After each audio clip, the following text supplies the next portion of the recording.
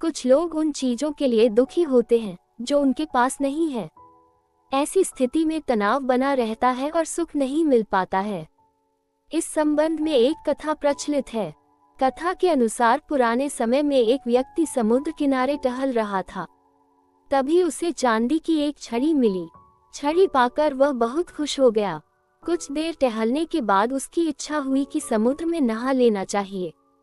तभी उसने सोचा कि अगर छड़ी किनारे पर छोड़कर नहाने जाऊंगा तो कोई इसे उठाकर ले जाएगा। इसीलिए वह छड़ी लेकर ही समुद्र में नहाने चला गया। कुछ देर बाद समुद्र में एक ऊंची लहर आए और उसके हाथ से छड़ी फिसल गई।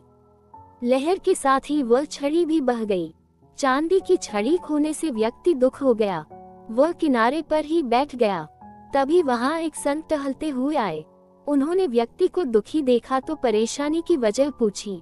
व्यक्ति ने संत से कहा कि मेरी चांदी की छड़ी समुद्र में बह गई है।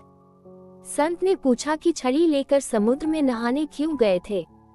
व्यक्ति ने जवाब दिया कि अगर छड़ी किनार पर रखकर नहाने जाता तो कोई उसे उठाकर ले जाता। तब संत ने पूछा कि तुम चांदी की छड़ी लेकर नहाने क्यों आए थे।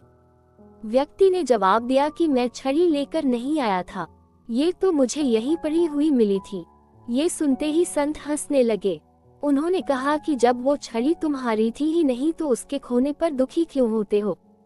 उन चीजों के लिए दुखी नहीं होना चाहिए जो हमारी है ही नहीं और जो चीजें हमारे पास नहीं है। हमें उन चीजों का आनंद उठाना चाहिए जो हमारे पास हैं। कभी भी दूसरों की चीजों के बारे में सोचकर दुखी नहीं होना चाहिए। व्यक्ति को संत की बात समझ आए और वह वहां से अपने घर चला गया। दोस्तों, जो चीज अपनी नहीं है उसके पीछे नहीं भागना चाहिए।